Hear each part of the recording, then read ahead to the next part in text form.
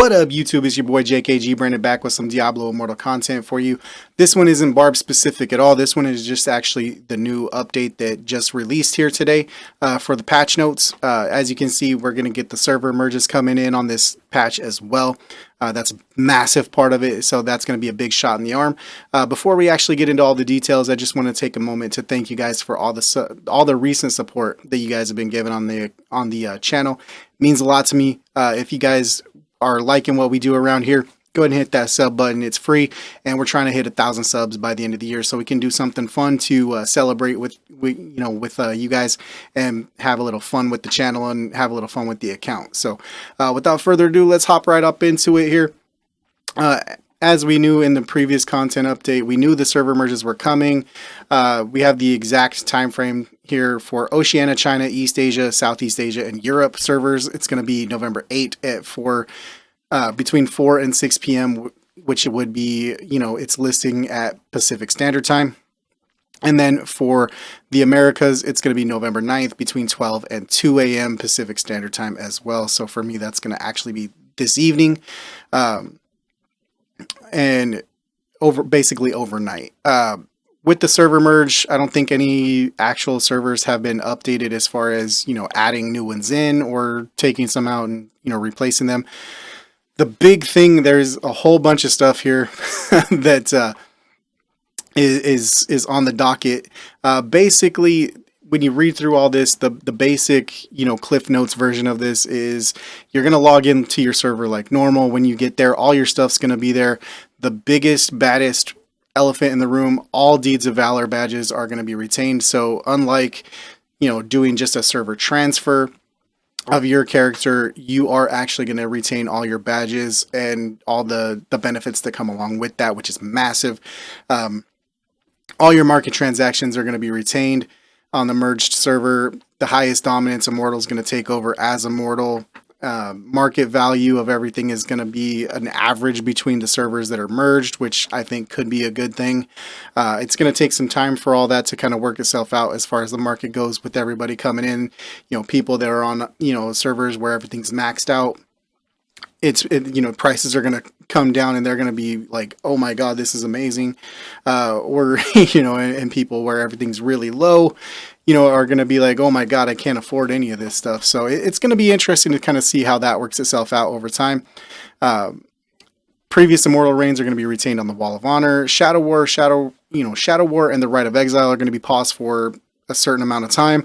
I can't imagine it's going to be too long. I imagine maybe a week, maybe 2 weeks. I don't imagine it being much longer than that, personally.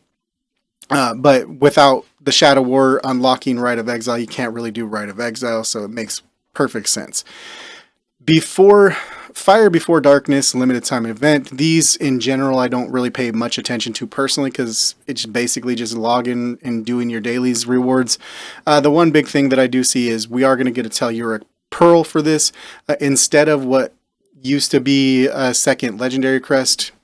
I believe is what is usually in that spot previously. So take that with what you will, value that how you will. But a way to get pearls is going to be nice. Cut off, that massive time sink that they are. Unspeakable Depths cosmetic set. This cosmetic looks, kind of cool. Kind of looks like almost like an Atlantean undersea type of a vibe.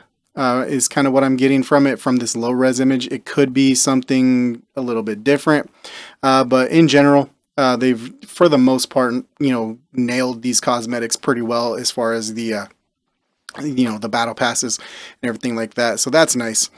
Bug fixes. We're gonna come back to the bug fixes. Daily activities time change. I don't know why that was hard for me to say. This one is big for me personally. Shadow Assembly is now going to take place from 7 to 9 p.m. server time. Previously it was 6 to 8.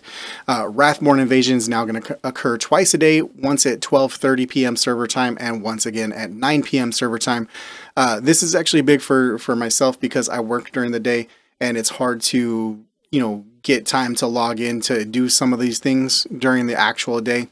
And then I usually clock out and have to do like assembly or vault or any of that stuff. It's like literally right when I clock out. So it's usually a little bit tougher for somebody like myself in that position. to do some of those kind of things. So this will actually make it a little bit easier for me to participate in some of that stuff. So I'm really happy about that personally. Set items. You can now craft specific set items at the Forge and Westmarch using fabled wisps. These can be acquired by salvaging set items. This is actually going to be massive. On paper, this is massive. A way to use those duplicate or non-upgradable, you farm the dungeons, you get the pieces. It's not a piece that you're going to use. It's not an upgrade. It's something that you would just salvage anyway. You salvage it, you get these wisps. Hopefully implementation of this, it's somewhere around between 10 and 20 of these wisps to farm, to craft a set or less. Hopefully they don't do something in the range of 50 to 100 for one piece. That would kind of be a little bit overkill in my opinion, and it would kind of make it, quite, a pain point. Yes, crafting something over a long period of time is still better than not being able to craft it. I get that, but yeah, you got to make it in a reasonable range, right? Moving down here, legendary gems. There are now two types of gem fragments: bound and unbound. Neither can be sold in the market. However, unbound gem fragments will allow you to upgrade your legendary gem and not make it bound to your account, which is really cool because of the next part. Upgraded legendary gems can now be sold in the market. To be eligible, that gem must never have been equipped, which is already in the game. Must have been previously upgraded using unbound gems or unbound gem fragments, which I don't see an issue with. And, must be rank 5 or lower. So you can only do, up to rank 5, which, hey, that's awesome. This is actually going to be really cool for somebody who is already happy with the gems they're running. And maybe you get your gems, your weekly gems and stuff like that if you're free to play, and you're already invested heavily into a gem that you like, and you don't want to necessarily, try to pivot and invest in a second one. Now you can maybe, drop it as a rank 1. Maybe, you have the gems in the gem power, the fragments. You can upgrade it with those, and then you can actually, at that point, put a rank 2 and hopefully get a lot more platinum to reinvest back into your account for whatever you're actually working on. I think that's a really cool, thing.